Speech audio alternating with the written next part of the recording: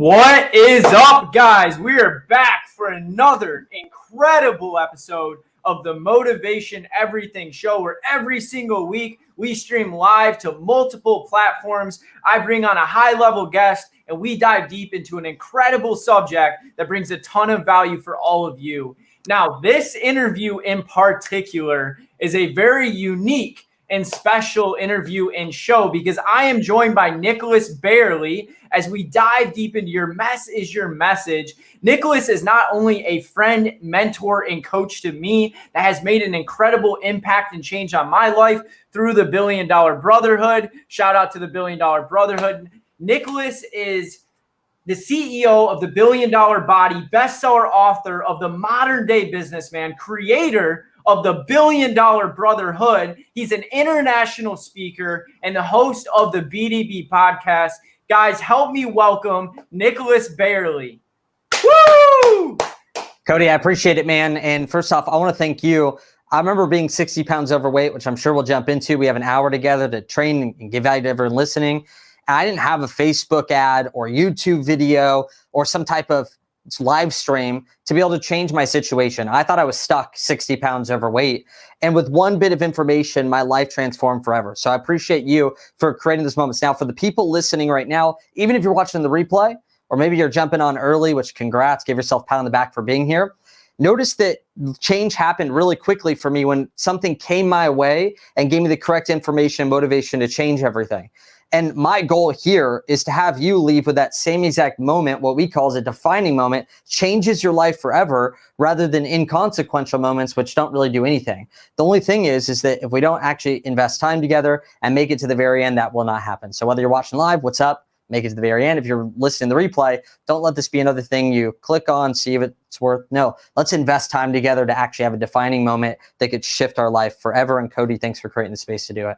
Dude, absolutely. Couldn't have said that better myself. Now, guys, if you are live, would you do us a favor and drop live below in the comments so we can see who's watching live? If you're catching the replay, go ahead and drop replay below. I love seeing who's tuning in. And if you're feeling really bold, let us know where you're tuning in from. Now, Nicholas, I know you really well, but everyone else doesn't. Can we hear Nicholas Bayerle's story? That's a good question. I want to do something a little bit different for you guys, yet I think there's a few things that I want to teach in between here. And again, we didn't pre-script or pre-set questions or something like that. So I'm going to do a little bit of fun stuff with Cody since I want it to be very different.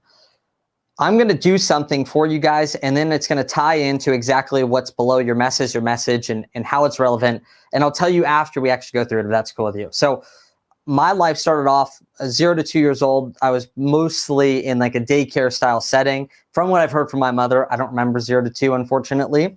I've heard that there's those weird people out there that somehow remember things all the way back to the womb. Like they remember being in the womb. Wild. Not me, unfortunately. Right around 2 years old, I actually started racing bicycles. That was like my first love, my first passion. I was all into extreme sports. Right around 3 to 4 is when I went to preschool. And I struggled with massive anxiety. This is where I have really big memories of being out on the playground and just transitions. And still to this day, like transitions are difficult for me, where I transitioned from the outdoor area to lunchtime, and I just couldn't do it. Like I, for some reason, couldn't wrap my head around it. It was super scary, super anxious, terrible. My parents split up soon after that. I thought they got divorced. Figured out later that they actually were never married. So I guess they just broke up. And they were living in 2 separate homes, but only 10 minutes away from each other. And you can just imagine the balance of like, they'll tell each other, even to this day, they'll tell you guys that at 18, which is usually when you're not underneath your parental guardians anymore, that they were never going to talk ever again. They didn't like each other anymore, right? They had grown separate. And I was like that glue in the middle, the terrible glue that was keeping them together, which was a terrible spot to be. But that led me actually to 7 years old at my father's house while I was grounded. I just felt like I was that terrible glue. Little sidestep for you guys to put pause on the story, terrible glue, I'll come back to it, is that perception is reality. Many people are afraid to tell their story because they're scared that their aunts or their uncles, or maybe their aunts or uncles or family, look at them and go, that's not how it went down. That's not how it was at all. They're so wrong. You wouldn't believe it. And I've heard other people finally share their story about something that happened to them, and people attack them. The people that knew them the most, they attacked them and say, that's not how it was at all. Here's a quote to write down for you guys: is perception is reality. And even though that might not have been their intention, however someone perceives something to go down is true to them. And when you're 3, 4, 5, 6, 7 years old, it's really difficult to know what the heck's going on.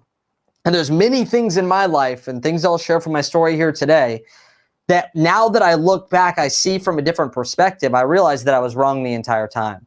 But does that mean that it wasn't real to me at the time? Absolutely not. It was 100% real to me, because whatever my perception was at the moment was my reality. Much like you could have 5 people look at the same situation and take down different accounts. They see something completely different happen, even though they're all looking at the same exact thing. All because their perception is the reality. So my perception at the time, going back to I was the glue that stuck them together, was I just felt like I was a burden. If they hated each other so much, then I was the only issue in the middle keeping everyone together. And so I just remember writing my first suicide letter, and I was like, I just wish I would die. I didn't know how to kill myself. I was just like, why am I alive? I hate this. My life sucks. And again, this was even while I was going after my passion of being a bicycle racer and a motocross racer. And I pretty much I picked up that passion to become a professional athlete from my dad. My dad wanted to be a professional motocross racer, and he became a business owner. And I just remember his dad not ever giving him the support that he wanted. You know, he has the story that he tells about that the best thing that he ever got for Christmas was a tire for the motorcycle. That he had to get a newspaper route to be able to buy his motorcycle, and another one to get his other motorcycle. And his dad only came to one race, and when he came to the race, he fell and crashed. And this might be a common story that some other people have heard from their family before. And so ultimately what happens is that, and this is very common for people that are under the age of 36 years old, is that their parents went and did this. They went after a dream. They had a dream. They didn't have any support, and they wished they could have done it. So my dad wanted to be a professional motocross racer or do really well, and he just didn't have his dad's support in motocross. So what did my dad do to me? When I was 4 years old, I got my first motorcycle. And each time that I get a new motorcycle, like to become this best racer, because it's my dad's dream. I didn't even have a dream yet. Like I didn't know what to do at 4 or 5 years old. Is that one of the pressures that we face as children growing up in that type of lifestyle, parents giving their kids everything that they would have wanted, is that they also expect the same response from the kids that they would have given. Maybe some of the people listening right now can even think of a time that that's happened to them, where you get something that your parents love to give you. Maybe it was the vacations, maybe it was time with the family, maybe it was the clothes on your back, maybe it was the shoes that you got. And the parents get upset at you because you're just not grateful enough. And ultimately, that's what I felt like. I was like, man, I always felt this pressure to have to be like thankful and grateful, because there's this pressure. Imagine how much my dad would have wanted that. My dad had been dreaming of getting these motorcycles since he was a little kid. And then he gives them to me, and I hadn't been dreaming of them. I hadn't been expecting them. I hadn't built a desire through immense focus over 20 years, 10, 15 years, and then all of a sudden have the thing happen. And a lot of that caused a lot of strife between me and my dad. Also, if you look at fathers and mothers in the household, which I have to think about now with a 14-month-old, is that a dad's a disciplinary and a mother is the comforter. One of the issues that I had is that my dad, the disciplinary, which he very much so was, scary. I was like, oh my gosh, like I'm scared to get disciplined by my dad. Super scared. Even thinking about it right now makes me nervous. Is that my dad was disciplinary, but they were split up. And so what happens is that when you have a father and a mother inside of a home, and they're able to work together with understanding, with the dad being disciplinary and the mother being the comforter, they can be on the same page together and work together to make sure that the kid gets the result that they want, which discipline really is just to help kids not have a bigger problem in the future and turn away from the things that they're doing that could cause catastrophe and do something better for themselves that will cause prosperity. Much like if your kid's going to run into the road, you want to discipline them if they keep running in, because you don't want to get them hit by a car. So you take them through the discipline of getting in trouble, or whatever you want to call it, to learn not to run into the road, so they think twice before they run in, to ultimately save them from getting hit by a car. So that's the goal of discipline. My problem is I just run to my mom, the comforter, and I would just avoid all the discipline, because they were in two separate homes with two separate visions. They weren't aligned on anything. So because of that, I feel that I didn't get the outcome that I wanted. I just had the fear over here, and I had the comfort, but the comfort without that pressure and push to growth. And that led me to around 12 years old, where up to this point, my only goal in life, though I say I was scared of my dad and etc., I learned the most from my dad. And I talk about it in my book that I don't have around me right now, Modern Day Businessman, that you talked about. There's actually one over here on the side. You can get, before people like go and Google it and all these different things, like it's on Amazon, sure, but you can actually grab a digital version for free at nicholasbayerle.com/ebook. And inside the book, I go in depth on this feeling that I went through of just wanting the approval of my father. Like that's what I wanted. I remember being 5 years old on a motorcycle. My dad was driving in a car down the road, and I was on a motorcycle off the road to the side, and he was just basically following me, right? Like making sure I was okay, but I was off the road, just kind of on this little tiny motorcycle. And I remember just the fear of being left, which was prevalent for me, rejected, left, because that's what happened when I went to daycare and when I went to preschool and what I felt like when my parents were split up. And I also felt this immense pressure to have this approval from my father, where it's almost like a kid trying to get a reaction out of someone. My son does it to this day. If someone's not looking at him, he'll make a noise, and if they don't look, he'll go louder and louder until he gets their attention or a reaction out of them. This happens many times to parents that may be present, but they're not present in the situation, and their kids are trying to get their attention. So I did that through pushing harder to the point where I'd crash and I'd get knocked out. 5, 7 years old, 8 years old. I'd crash motorcycles, just pushing myself to the limits. So finally it got to the point where I thought, what's the way that I get my father's approval? Like this was my main dream in life. How can I get his approval? Well, he wanted to ride motocross. And at this point I'd been racing my whole life, 4 years old, all the way up to 12. It's like, that's the thing. I'm not good enough at motocross. I'm not all in enough at motocross. And if I do this, this will be the thing that'll get my dad to just be like, I love you, son. I want to be there for you. I want to go all in with you. Now pause that for a second. My dad doesn't even remember this going down. Yet the perception for me was a reality. I remember it. I remember those moments. So play back on the story. Sitting in my bedroom, my dad's walking down the hallway, through the kitchen, down the stairs into the garage, and then out the back of the garage. There's a back door where I spent most time with my dad hanging out. It's where I maybe smoke a cigarette or have a beer or hang out. That's where he relaxed. He did lots of outdoor stuff. So I remember him walking down the hallway, and I followed him, right? Like trailing behind him, as I always did. I consistently do this. Follow him out there, and I was just like this kid, want my dad's attention. Though I was still scared of him, and he's a disciplinary, it's just built inside of me. Like, have you ever felt that, Cody? Like you just want your dad's approval? Well, like my sister's dad that I grew up with, Mark, it was the same thing. And even like, I'm sure biologically and stuff, like there's still something, inside of you where you get these like, I don't know, there's something built inside of us. I feel like there's a benefit to it. And then obviously the disadvantage of it that I'm getting into. So I go to my dad and I say, Dad, here's the deal. Let's get a tutor. I want to be the best motocross racer in the world. Let's go make this happen. I remember sitting on the stairs. We weren't even outside the garage yet. And he turns around, he looks at me, and he said, you'll never be the best. And it crushed me. Like that was the straw that broke the camel's back. That was all that I needed. And remind me, Cody, we'll go back to that moment here at when I'm 26 years old and tell you what really happened there. But to me, my life was broken in that moment. I had an excuse not to talk to my dad for 3.5 years. As from a freshman year in high school all the way until I was almost a senior, I did not talk to my dad. I only saw him when necessary during holidays. Imagine how I would feel being in my mother's house, up in my room with no one home, and my dad stopping by and slamming the door. I know you're in there. I know you're in there. And I just had to sit there and keep up the fakeness of, I'm not home. I'm not home. I'm not home. Have my uncle answer the door and tell him that I'm not home. And it was this tough situation of avoiding my father for multiple reasons. After I had gone through that falling out with my father, I gave up on everything. Wrestling, motocross, I had no dreams. I had no vision. There was no reason to do well in school. My life was over.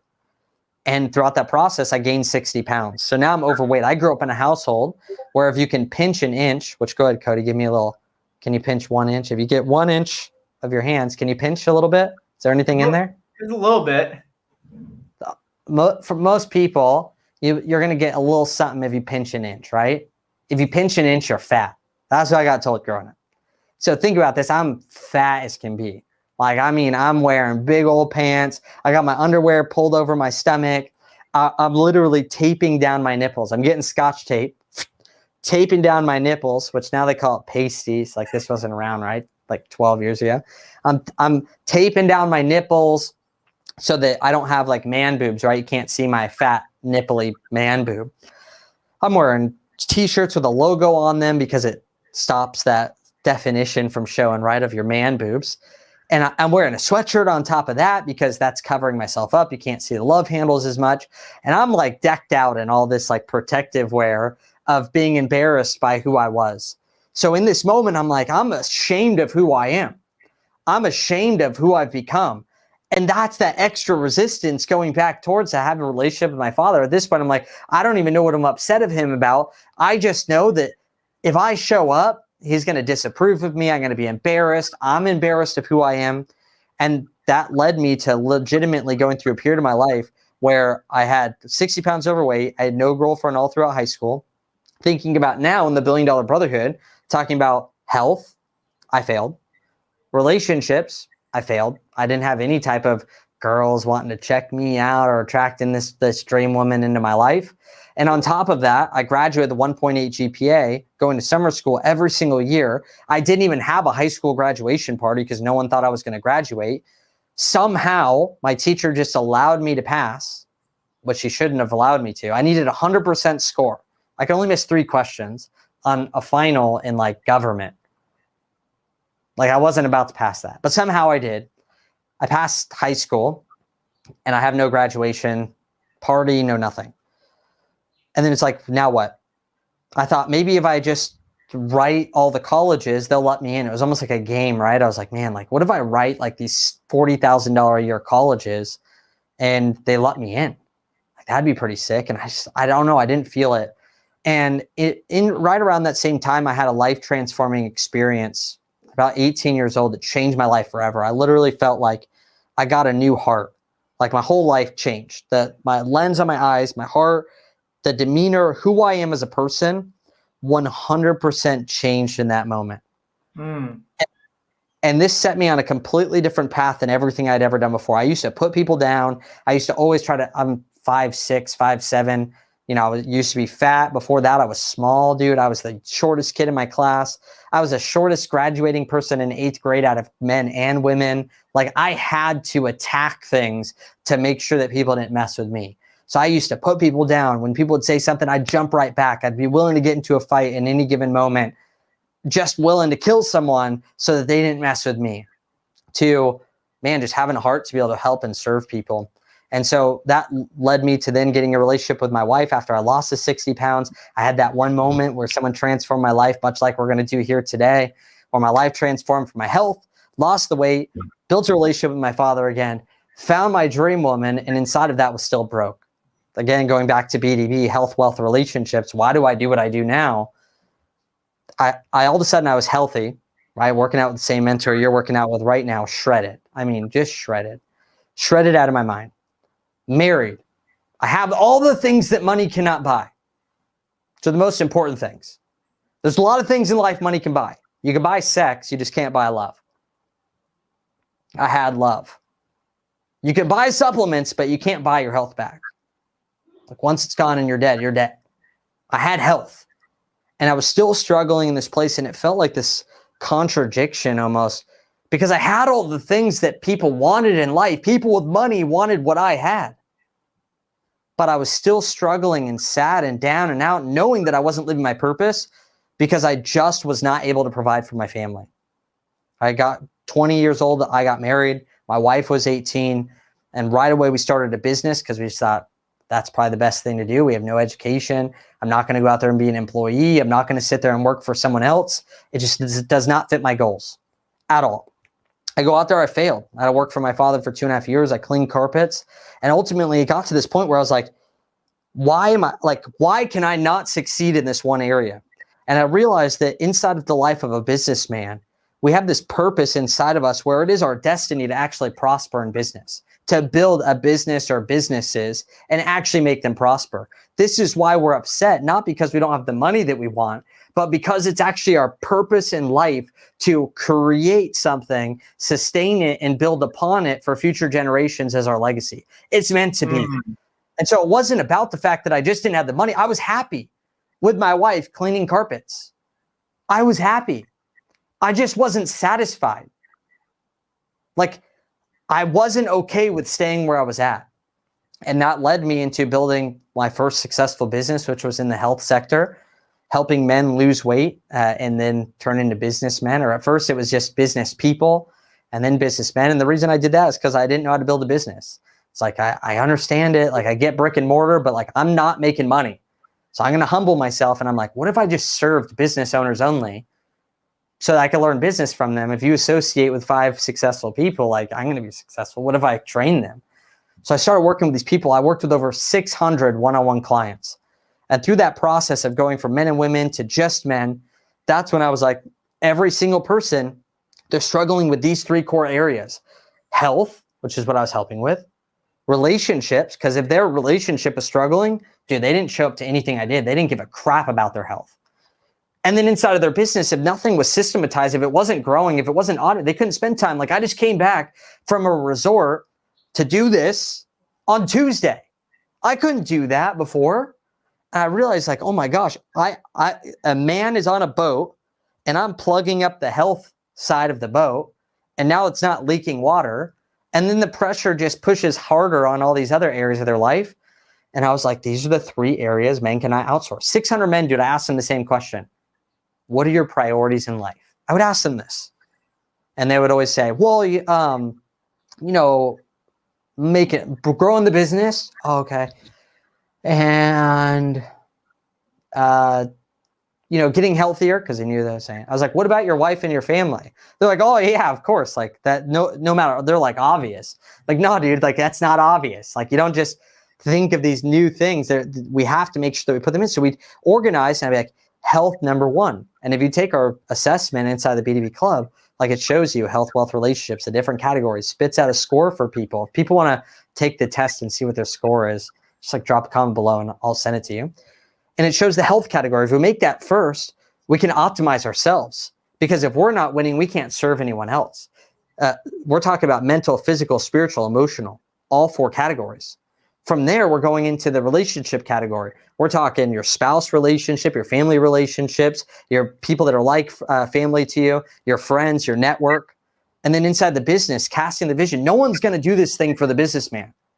Yet my examples out there were people that were crushing it in business and just not really talking about anything else. And I'm like, you can't get rid of these in your life. You can't get rid of your health. No one's going to spoon feed you.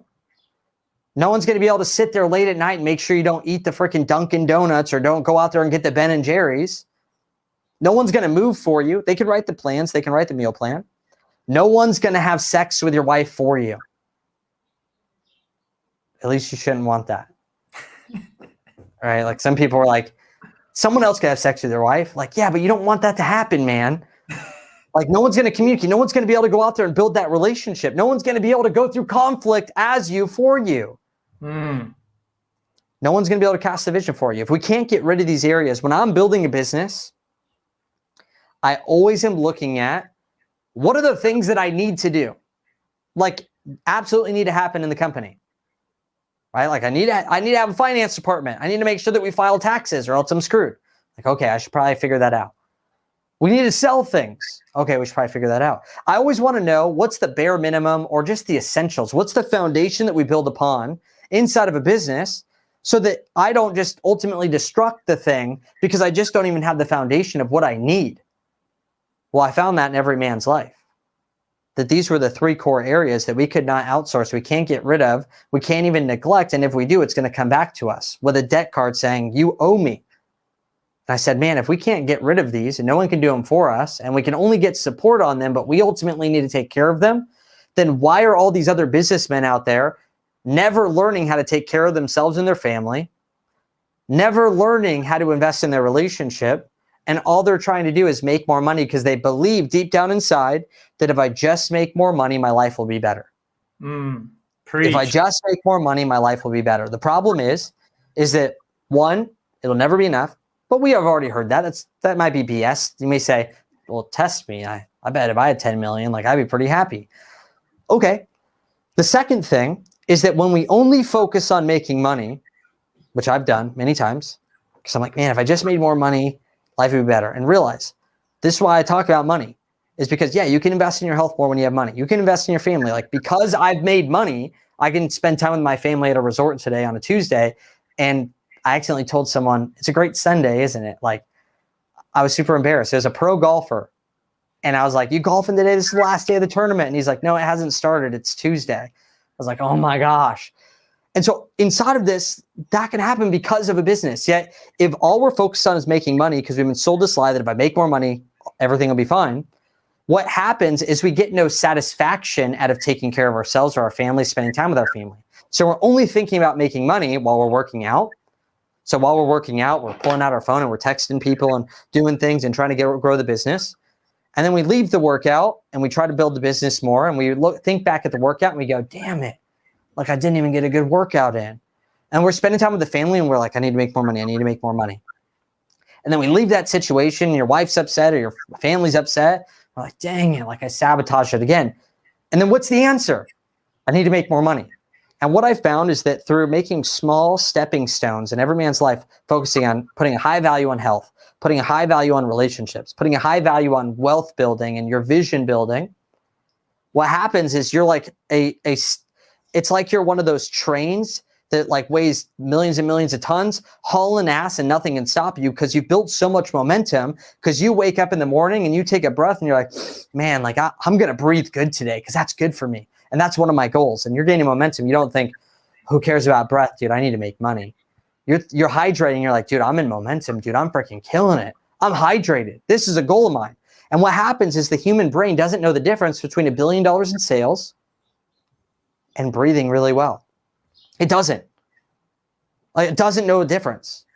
And the guys who have made a lot of money know this. Like, you have your first $100,000 day, and after a while, like, it doesn't matter if you make $100,000 that day. You're in an argument with someone, and it doesn't help because it's nice the first time, but man, like, all of a sudden it just becomes regular and mundane. And like, if we sacrifice everything, then it's not even worth it. And so throughout this process of coaching the men and going through it myself and failing in all these areas, that's where I was like, man, I want to create what we call now a three-dimensional businessman, helping these men prosper in these three areas they cannot outsource. We're the only company on the planet doing it, and the best one as well. Boom, man. Dropping some fire, Nicholas. You know what I love too is you really did turn your mess into your message. And you took the circumstance to be born with, your mom and your dad apart and the struggles and how that, you taking control of your life and creating that growth yourself, how you became overweight, didn't have the relationships, you weren't making money, you were cleaning carpets. And guys, I hope you see when Nicholas tells us that is he literally took the situation that maybe you're in right now.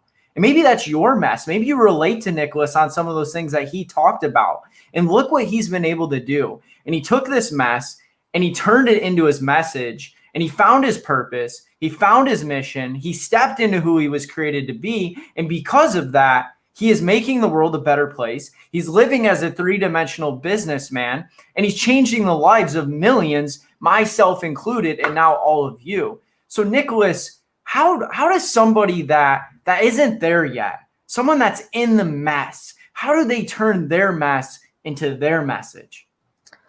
Cool. That's a great question. So looking back at what I just talked about, I talked about it for a few reasons. Number one, people like Sean in the comments I just saw say, I feel this. Meaning that somehow he relates or finds himself in the moments that I was just talking about. If you look at every great movie that's created, each movie has a character, different characters, and people have their favorite characters based on usually someone that they want to be like or someone that they relate to. These are the two reasons they want to be like the character. Maybe they're weak and that character is really strong. So they're like, I love that guy because it's who they aspire to be. Or maybe there's someone who's super funny and they're like, man, like, love that guy. He's just like me. Like, I'm the funny guy, but he's like badass. Look at him go. And so inside of that, realize that the story that I just talked about leads me to my first big breakthrough in business, and how I found out about this mess to message that now has been, Russell talked about it in front of Tony Robbins, and I got the head nod from Tony Robbins. Russell wrote about it in his book, Traffic Secrets, and even quoted me in it. And I'm not stupid enough to think that I'm the first person to say, turn your mess into your message. But I am smart enough to, one, know that it was what transformed my life. And two, man, I'm going to take that credit all day of the week if people want to say that they heard it from me. I'm cool with it. That was 280,000 people plus however many hundreds of thousands of people grabbed that other book. And so for me, I remember being in a space where I invested in my business. I failed, and I was a carpet cleaner. And while I was cleaning carpets, and again, there's nothing wrong with a carpet cleaner. It just wasn't what I wanted out of life.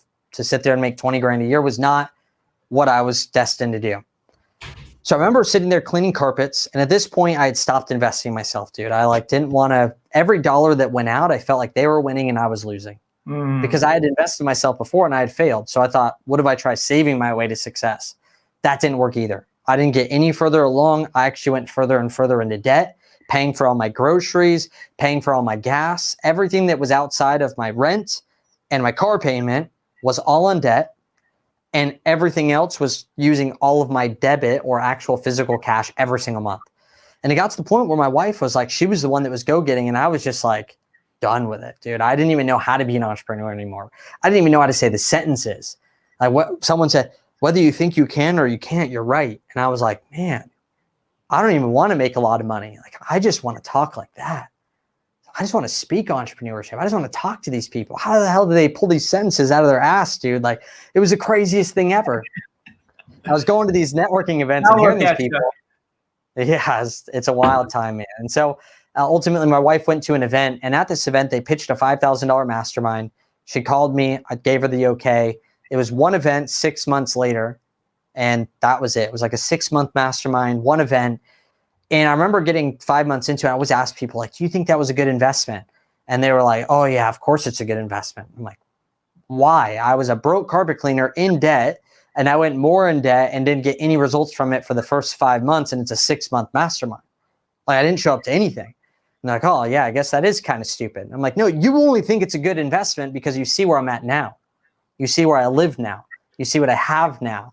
You see what I've done now and accomplished now. Yeah, hindsight's always 2020, but if I did not invest in that mastermind, I would still be carpet cleaning to this day. And oftentimes we don't know those defining moments that are going to happen where there's certain things that if we do it, it could change our life forever, and certain things that just don't matter. And if I would have just not invested in myself, that would have been a good decision. I didn't have any money. They didn't even allow my wife and I to actually invest in ourselves. Like, they were like, hey, you're too broke. Like, we don't want to deal with you. And we had to beg them to get in. And I would have never known what I would have missed out on, but I would have been $5,000 richer and being hella poor right now without impacting the people that we're impacting today. So we made that investment. And one thing changed forever for me was this. This is about 3 years into business. A lot of people want quick success. I freaking laugh at it. Great if you have it, dude. But one of my mentors used to say the worst part of success is a little bit. My first business that I created was successful right off the bat. I went and bought a brand new BMW right off the lot, 20 years old. Went to the lot, said, I like this one, bought it right off the lot. First business I went into, successful. And then everything got ripped from me. And I had not built the capacity, the skill sets, the abilities to go out there and create success again. I had a good opportunity that I was in, but I didn't have any skill set. So whether you're having an easy success point right now, like at some point, something's going to be swept under, and it's going to come down to you being able to see great opportunities, but also you having the skill set to create wealth. If Warren Buffett lost everything right now, all he needs is this. Even if he had no contacts, even if he was in someone else's body, the dude would be successful. Why? Because if you take a prince and you put him into a pauper situation, he'll always rise to be a king again. But if you take a pauper, poverty, and put him into a king's position, he'll reduce the entire kingdom down to rubble. Has nothing to do with your circumstance. It has everything to do with your mindset and who you are, the skill sets that you have. 100%. 100%. And so this led me to this place where I'm 6 months into this thing, and I get my first speaking opportunity. Never, ever have I ever spoken in front of people before. And I was so afraid to share my story, dude. Think about it. In the fitness world, which is what I was in, weight loss, fitness, Right. I always got told that your body's your billboard. That's what all the personal trainers said. Your body's your billboard. Like if you're shredded, then people are going to want to work with you because you have this like billboard of who they want to be like. So all I knew was who they want to be like, who they want to be like. What was the problem? I was 60 pounds overweight, but no one knew that. I was so embarrassed, dude, to tell people where I was from that I didn't even tell my fiance at the time, my now wife. I didn't even show her a picture of when I was fat because I was so embarrassed. I just thought if they really knew who I was, then people would reject me.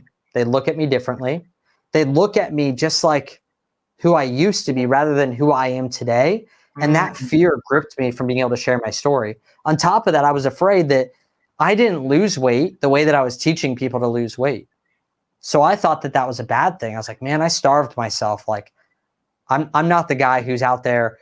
Like I didn't take my system to lose weight. I starved myself to lose weight. And then I created this system. I didn't realize at the time that that's the whole freaking point, is that I did it the hard way and I created an easy solution so I can go back to people that are going to do it the hard way and take the easy route rather. And it led me to this place where finally I was in my M&M moment, dude. This is at the very end of my talk. I actually just put it up on my YouTube channel, Funnel Hacking Live, Nicholas Bayerle, small clip of it. I talk about M&M. Around 12 years old when I had the falling out with my dad, my brother left a computer at my mom's house and realized my family's like very disconjointed. Like my sister has a different mom, same dad, and my brother has a different dad, same mom. So like we were all over the place. I listened to Eminem every single day. No internet, just download on the computer. I remember sitting there listening to music and just like feeling, man, this is me. Like his stepfather hit him, so he socked him back and broke his nose. His house is a broken home. And I'm like, this is like motivating me. I love this. So I watched 8 Mile when it came out, and I realized something about him is he's full of anxiety.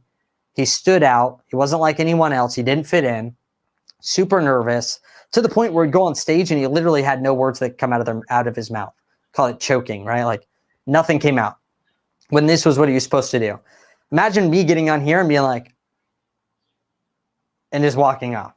Right? Like that'd be the weirdest thing ever. So worse than probably everyone else out there that's listening. And finally, one day, it was the things about him in his life that he had not shared yet that were gripping him personally. That if people knew who he was, they would reject him and they'd finally find out that he's a fraud from the problems that he had been through. So one day he gets up and he's like, I'm not going through this anymore. I'm going to tell everyone about me and just get it out there and get it over with. And he didn't think anything of it. Like didn't think it was going to work. So he goes up there and he's like, I do live in a trailer with my mom. Like he says all these things that about his life that everyone was going to make fun of him for. And he realized something that everyone could take away here on the personal freedom side is that when he said all these things about himself, like when I talked about taping down my nipples because I was so fat, that used to be something I was ashamed of.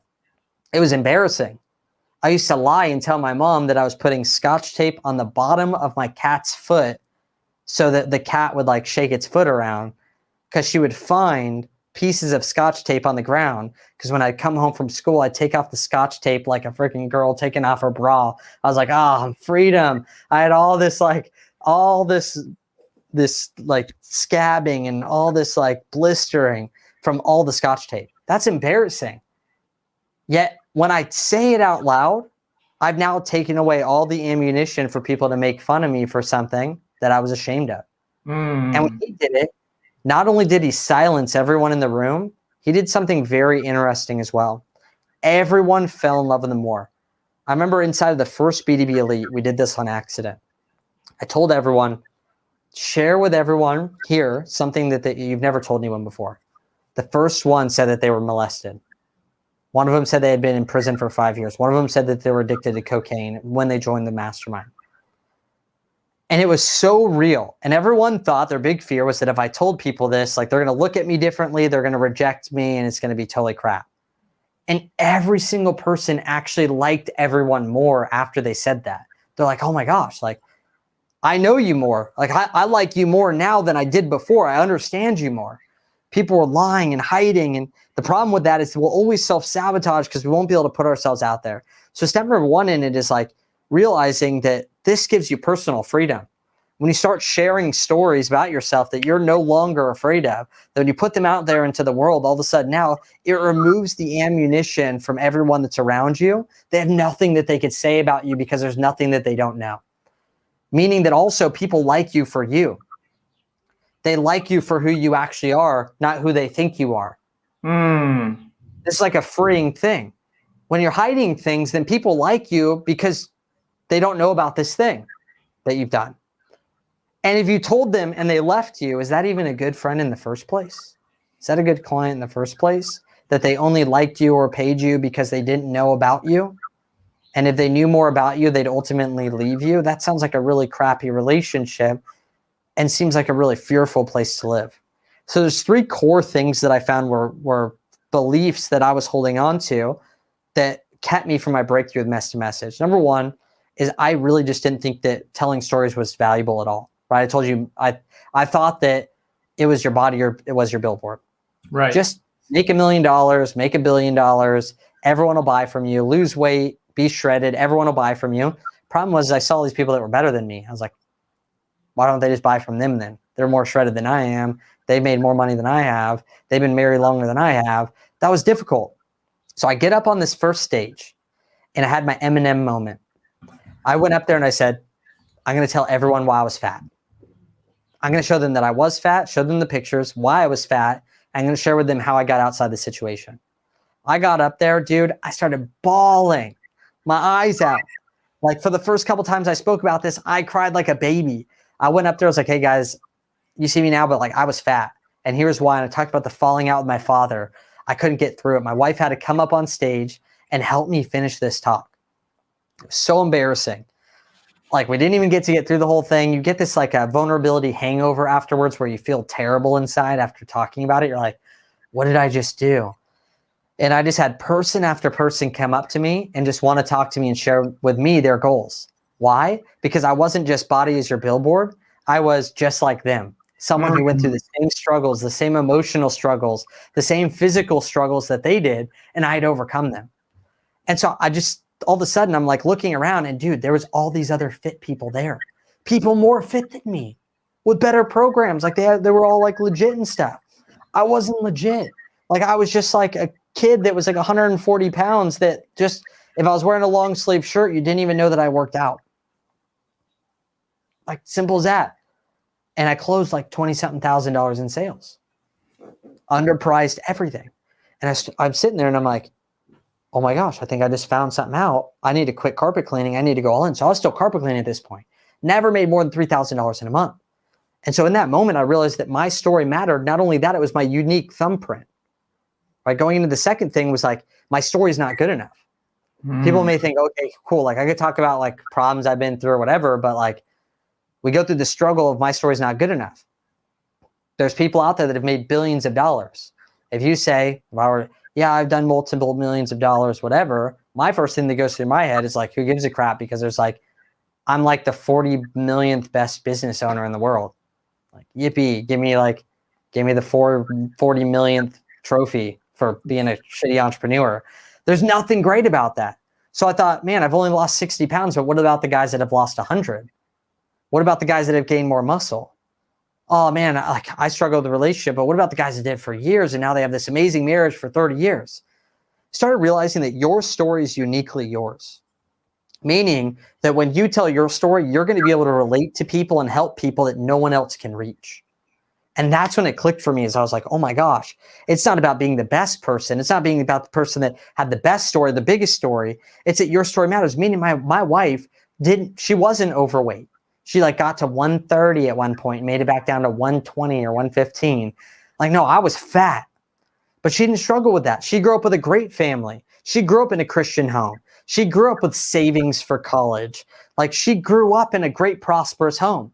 So she used to look at me and be like, man, like you were so broke and like you had to figure out how to make money. Like I don't have the rags to riches story. Like I didn't struggle with the same things that you struggle with. Like I was fine. And then all of a sudden she got up and spoke at an event. She did her mess to message story. And she talked about how she struggled with perfectionism because she grew up in a perfect home. And she always felt like she had to be the rock with everyone. And so she could never show her emotions. And guess what? All the people related to her rather than me, because they didn't relate with my story. They related with her story because it was uniquely hers. And when she told it authentically and truthfully, it was able to reach them where I wasn't able to reach them. And so I started shifting my mindset around these problems. Number one was that I used to think when I made millions of dollars, everyone would just buy from me and respect me. So that was always the goal, right? It was like, make enough money so people will respect me. Well, we've done hundreds of thousands of dollars in just one day. And like, it would have taken me like 10 years of carpet cleaning to make the same money that we've done in one day before. And still, no one gives a crap. Sure, it's good. You should have the results in the industry that you're in. The problem is people still have the objection of, I don't believe I can do it. So they're like, oh, great, Nicholas, like you crushed it. But like, I've been struggling for 3 years, making $3K or less a month. Like, I wasn't going to look at someone who did 500 grand in a month and be like, oh, I can do this. I was going to be like, no, I failed for 3 years straight. And so I wasn't able to relate to those successes. People can write this down. People can actually relate more to your failures than successes because everyone's failed. You think that they're going to all of a sudden respect you and like you because you did all these things that they've never experienced before. That's great. That's what everyone else is trying to do in your industry. Look at me on this yacht, in this place, at the beach, whatever. That's great. You should show that you have freedom and money and lifestyle and fitness and abs. Yet what they can relate to is things that they're going through right now or have gone through. The struggles beforehand, the things, the trenches that you went through to get to where you're at today. That's where they're going to jump in because they can relate to that. And I started looking at these stories and problems in my life, like suicide letter and breakup of my family, not as things that were negative. Right? When I looked at athletes growing up, they were inspiring because they were so talented. They were always good at what they did. And so I tried to be that in the business world. I thought, man, I have to be like the prodigy to make it here. I was like, no, in the business world, it's completely different. I need to show people that I was in the worse state than they were, and I was able to make it to here. And if they can see themselves in this journey, they can jump in this as well, and they can get to where I'm at as well. Like, if I can go out there and go through all these problems, if I can share the problems that I've been through and show the solutions of what I've accomplished, I started looking at my problems differently. I started looking at them kind of like if you were to dig a well or try to find water, right? Like, you're in Africa. My friend owns a nonprofit that helps people get wells in Africa. And really, at the end of the day, you need to find either spring water, like fresh water, or dig a well to find water. There's 3 types of people, though. There's people out there that are like, oh, man, like, I don't have any water. Someone better bring me water. I don't know what's going to happen, right? There's a lot of people out there like that. Like, I don't have any money. I hope the government cuts another check. I hope that somehow something happens for me. Lack of responsibility. And then there's someone who goes out there and is like, I need to either find a spring or dig a well. And the thing is, though, is that if you were to go out there and let's say you find out how to dig a well and you have water for more than just yourself, and imagine keeping that a secret. Like, there's all these people that don't have water and you didn't have water either, which sucks. And now you're kicking back with your well, sipping on a bunch of water, super hydrated. And you're looking at everyone like, haha, like, I have water. Like, these are all the people flaunting their results. Look how much water I got. Like, look at all this water, dude. Like, this is sick, right? And it's like, dude, like, you found a solution to a problem that you had that all these other people have. I started looking at it and being like, if I can dig a well and find out how to get running water, I can now take this solution to all these other people that are struggling and I can help them dig wells. I started looking at my problems differently. I started looking at them as opportunities. And then that last thing was that, man, if people knew my story, they'd reject me. I'm sure you felt this before, Cody. Like, the first time you told your story, like, man, like, in front of all these dudes, in front of all these guys, will they reject me if they know that this happened to me and this happened to me and this happened to me? And a lot of times we start telling one story and then we have other stories that we still hide behind the curtain and we don't share with people. And ultimately it's because we're afraid that people look at us differently and ultimately that they'll reject us and leave us and we'll be left alone just like we think we deserve. And that's where it comes down to your 8 Mile moment. And maybe that happens with a friend first. I remember the first time I ever went to church, Cody, I remember it was like the first time I was in high school. I didn't grow up going to church. And when you go to church, people usually leave there and like, I want to be better. I want to do better. So I did kind of the same thing. I left there and I was like, you know what? I want to stop lying. I feel like I'm lying too much, like small lies. I'm going to stop lying. And this guy comes up to me, what a weirdo. And he says, hey dude, are you a virgin? I'm like, like now I look back and I'm like, freaking great icebreaker, dick. And I remember looking at him and go, oh no, I'm not. And I was like, fudge, dude. Like I just lied, like outside of like in the church parking lot. Like I was 18 years old. And I was like, I just lied in the church parking lot after I just said I wasn't going to lie. Like I just felt terrible. And it just sat on my chest like for weeks, like 2 weeks. I'm sitting there and I'm like, I freaking lied. Like, why did I do that? So finally I go over to this kid's house. I sit down, and me growing up, like I'd been telling this white lie for a long time because my dad used to really be more like push you to like go out there and like girls and do things with girls. I don't know if it's because he like just didn't want me to be gay or something like that. Like, I don't know what it was, but he's always like, go, are you like, hang out with this girl, you see that girl over there. And so naturally in high school, like you just, oh yeah, you hitting that? It's like, oh yeah, I hit that. Even one of my friends actually that I just interviewed, maybe I can link up his show and I'll do it in the comments. He did this thing about like the difference between men and women when they go on a date.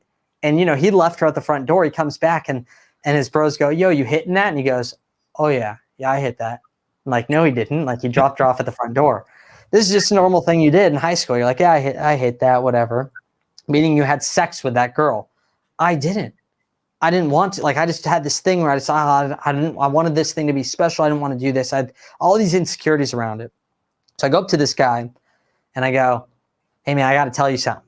I sit down on the sofa and I'm like dreading this, right? I'm like, I lied and I've been hiding this. I go, dude, I'm a virgin.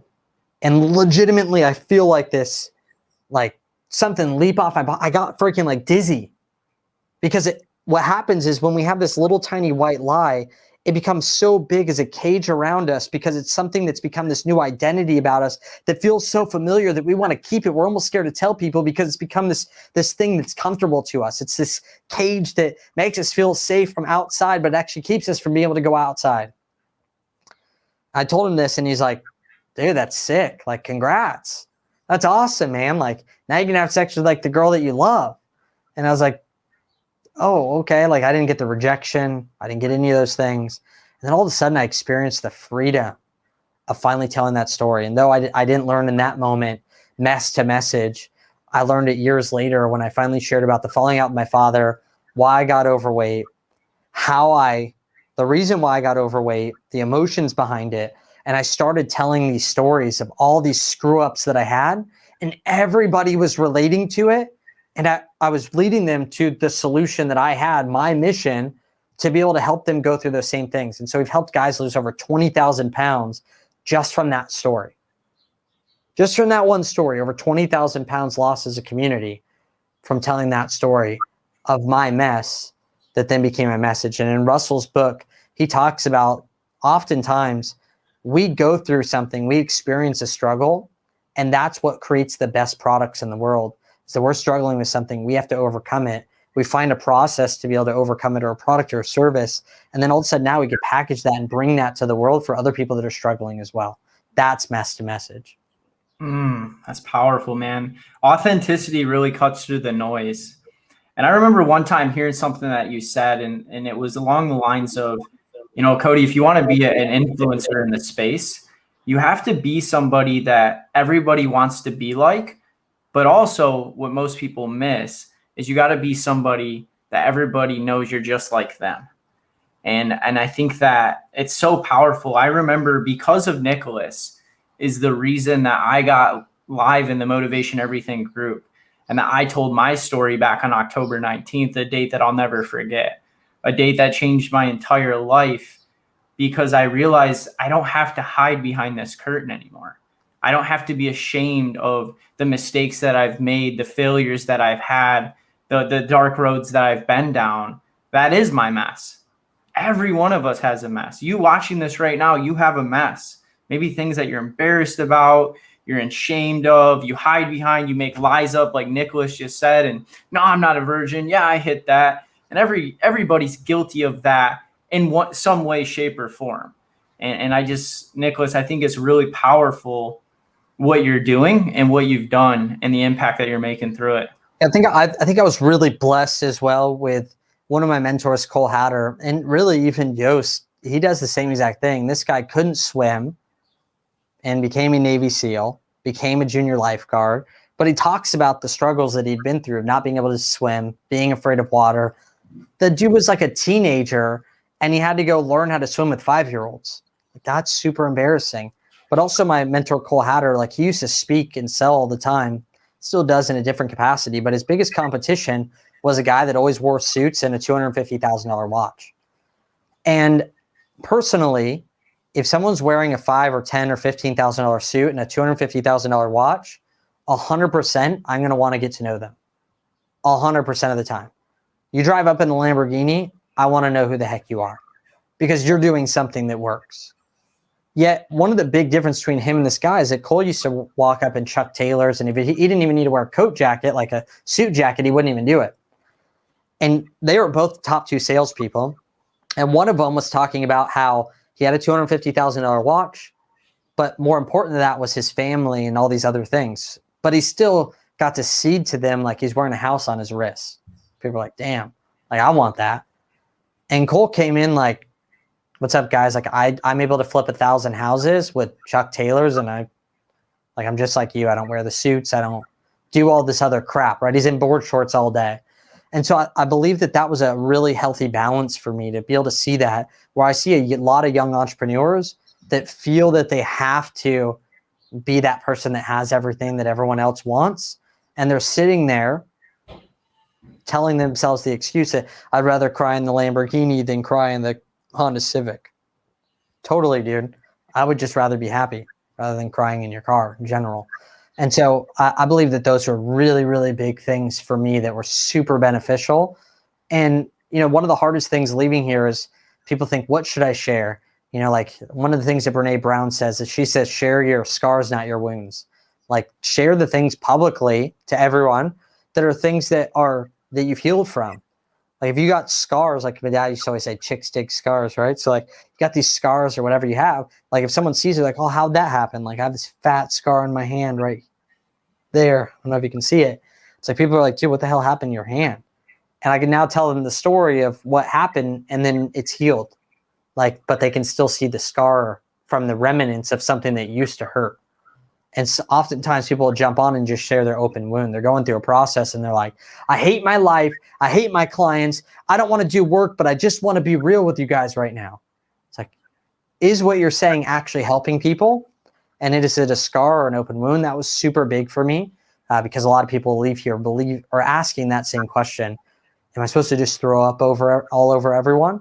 And you can make these stories short or long. Again, part of it's for your personal freedom, but outside of that, to help people do things that they would have never done. Now, when you're watching movies as well, pay attention to where in the movies, 2 characters are talking and the one that gets through to the other will share a personal story of how they were just the same. One of the ones that you can watch is there's a brand new, what's the superhero movie? Like there's 2 different ones, right? There's like Marvel and then Marvel and DC. And what's the new one that just came out? It's like 4 hours long. Do you know it? Yeah, I haven't watched it yet. The one that's got all the DC characters in it, the Justice League. Yeah, Justice League. So Justice League has it while they're trying to recruit the guy that's like all machine. He's like, I don't want to be a part of that. And she's like, I felt the same exact way that you did. For like 5,000 years, I shut myself off to all the world and everyone, and then I couldn't do it on my own. She literally used her mess to be able to relate to him, and then she was now a part of this Justice League, which to him thought, man, that's the solution that I need. And so you can see it in movies and everything. Yeah, Ben Baker just said Justice League director's cut. You'll start seeing it in everything that you do, that instead of telling people you need to lose weight, I'm the best person in the world to help you lose weight. No, like you could share the emotions and things that you've been through and the things you struggled with and the solution that you have. And they're going to find themselves in your story and go, man, I struggle with that too. And they're going to go, what did he do? Because I like this guy. I trust this guy. I want to know what the heck they do. And they're going to take the same solution that you did without you having to tell them to go take that solution. I experienced it the first time and I consistently experience it today. I use it on Cody multiple times every single month. I don't get on and say, Cody, you need to show up to the mastermind calls because we had the best mastermind in the world. No, I show up and I tell them a personal story of where I didn't feel like showing up on mastermind calls. He did it before this show. I was sitting here talking and how you framed the show, and you talked about your experience being in my shoes and different outcomes. You literally used a personal story to paint an expectation for me. It was brilliant. 100%. So there's two things on my YouTube channel right now. I have 2 synopsises of mess to message. You could type them in, Nicholas Bayerle and then mess to message. 2 little things that are kind of just not in depth, but just precise to the point on mess to message that people can check out. And then, like I said, my book, Modern Day Businessman, I want to give it to everyone for free. You already had it in there, nicholasbayerle.com/ebook. So if you want it, just say send it down in the comments. And then the other thing is that also for the guys that are here that join the Billion Dollar Brotherhood Facebook group. So if you're on Facebook, you type it in and you just watch these 5 videos that just help you get connected to everything we do. I actually ship you out a physical copy of my book, which I'll actually grab for you right now, Cody.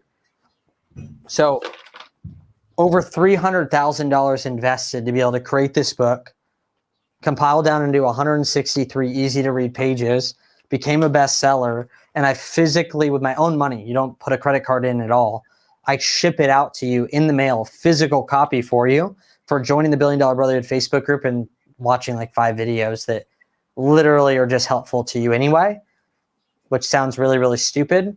But my goal wasn't to be an author and sell books.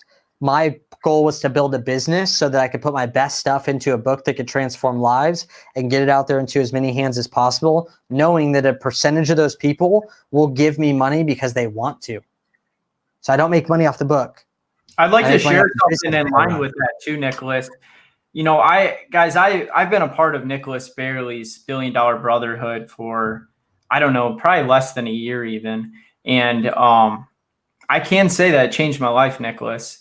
I'll never forget. He was skeptical too, right? Like when Ben told you about it, I think I remember you saying like, oh, another one of these guys. Yeah. So, I mean, I've been around the industry for a while. I've been to seminars, coaching masterminds, this and that. So when I heard about your group, I was like, oh, another one of these guys, another this and that. And it was actually seeing one of your Facebook lives when I was hanging out with Ben and you were talking to the group and it was your authenticity, man. It was your vulnerability. It was just what we talked about today, your message that really drew me to you, that you weren't this guy being all flashy and even though you've made millions of dollars, you weren't like, oh, look at me, look what I've done. You were talking real and authentic and it was relatable. But then moving forward from that, when you had BDB Live 4.0 and we decided to still come out to San Diego, I was on the plane with Ben and I read your entire book on the flight out here, front to back. And I love how you left me hanging at the beginning and I had to wait to the end to find out what happened in the truck. It was awesome. By the way, you guys should get the book and check out that story. But I just want to say, guys, that I was in that predicament, just like Nicholas and Amanda. And when they made that investment of $5,000 that they didn't have, do you remember that coffee shop, Nicholas? Oh yeah, in Taza. Yeah. So, and that's my story. We'll talk more about another day. But I sat down with Nicholas and had a difficult conversation along the same lines, and it was one of the hardest decisions I ever made in my life. And 2 months later, I had my first $20,000 week.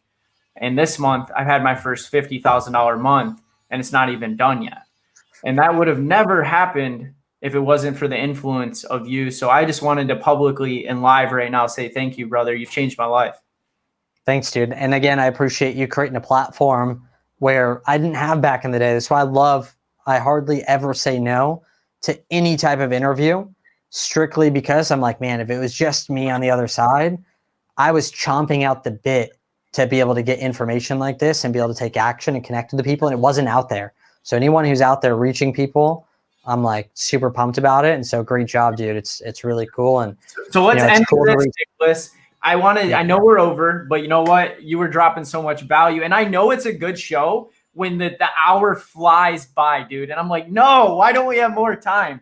But I want to give you the opportunity to leave one last piece of advice for everyone that gets the opportunity to watch this. So there's 2 things. Right now, if you're struggling inside of an area of your life, I would say just quit. Give up. Stop trying to build a business. Stop trying to lose weight. Stop trying to get fit. Stop trying to get married. Like, just stop. Like, You suck too bad and you're not going to make it. And the reason I say that is because if I can get you to quit with just saying that one sentence, then you were never going to make it in the first place. Because there's going to be much harder things that come at you in your journey in any of those areas than me on a video with audio that you're hearing with your ears. But if you're one of those people that are like, I'm not going to freaking quit, I'm not going to stop until I get what I want out of life, well, then I'm glad that I said that to you, because now you know that someone telling you to quit isn't going to make you, and you're going to go out there and do it anyway. Even when I say freaking give up, freaking stop. And the second thing is that inside of life, imagine that when we all die, Cody, I, and everyone else has to sit there and watch your boring ass life on video for the rest of eternity. You watch movies like my friend loves 45, the college football movie. I'm sure that Ben Baker is going to put it in here. He'll probably drop it. Yeah. He'll say it literally. He'll say it in like 2 seconds, and I'll use it from him.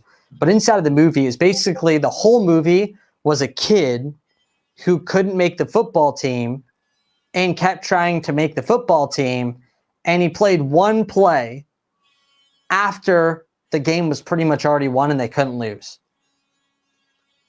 That's a loser. Like, you do know that that guy still has to go live life after college, and he was a crappy football player, but they made a movie out of it. Nick Elliott, it's his biggest inspiration, because this guy made it even though he wasn't talented or any of these things. So when I ask you, like, would I want to watch a movie of a guy who didn't ever reach his potential, didn't ever really try at anything, didn't take any risks, but made it to the grave safe? Or would I want to watch the story of the guy that tried his entire life, left all the every single thing, left everything on the field, used his entire tank of gas, making it right to the grave at the end of his life, giving it all he got, but failed? I'd rather watch that guy who gave it all, because that would be the inspiring story that I'd want to see, not the guy that made it safe to the grave successfully, but we never got to see him actually use his potential. So I often ask myself this when I think of military holidays and stuff, of people that gave their life for my freedom. And if they were to ask me, what are you doing with that freedom? And if they saw what people were doing, I guarantee you they would rather be alive using freedom to do great things. They died for freedom. And most people are just wasting it, never taking a risk.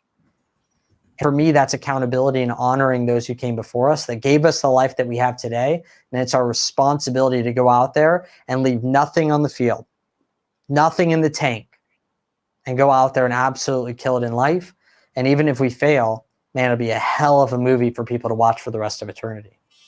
Amen, brother. Leave it all out on the field, guys. Absolutely love that. Nicholas. And it was Rudy from Ben. Ben got it with the second one. Rudy is the movie. I was going to say that first one didn't look right. Yeah, Rudy. That's what I was wondering, but I didn't want to say it and be wrong, so I held back. But, dude, Nicholas, thank you so much for taking the time out of your day to come on the show. I think this is the best show that we've had. Yeah, I really enjoyed it. Guys, make sure you go connect. If you are a man and you do have a business, you want to start a business, and you got a lot of value from Nicholas today, I encourage you to get his book, The Modern Day Businessman. Information's below there as well. And join the Billion Dollar Brotherhood on Facebook. Where's some other places they can connect with you on, like IG and stuff, Nicholas? Yeah, that's perfect. The Billion Dollar Brotherhood's the best. Go over there. That way you get the book for free. Simple. I'll see you over there. Nicholas Bayerle on Instagram. Send me a message. But the Facebook group is where you want to be. You're not going to want to miss it. It'd be awesome. Awesome, Sean. Appreciate it. And Ben, appreciate you. And Cody, thanks for running a kick-ass show. Absolutely. And I'll leave them with this, guys, because Nicholas said something today. And I want to encourage you guys to play all out, and to ask you and to leave you with this is, what's your 8 Mile moment? And guys, I'll see you next week when I join for another incredible guest on the Motivation Everything show. Have an incredible night, everybody. We'll see you next week.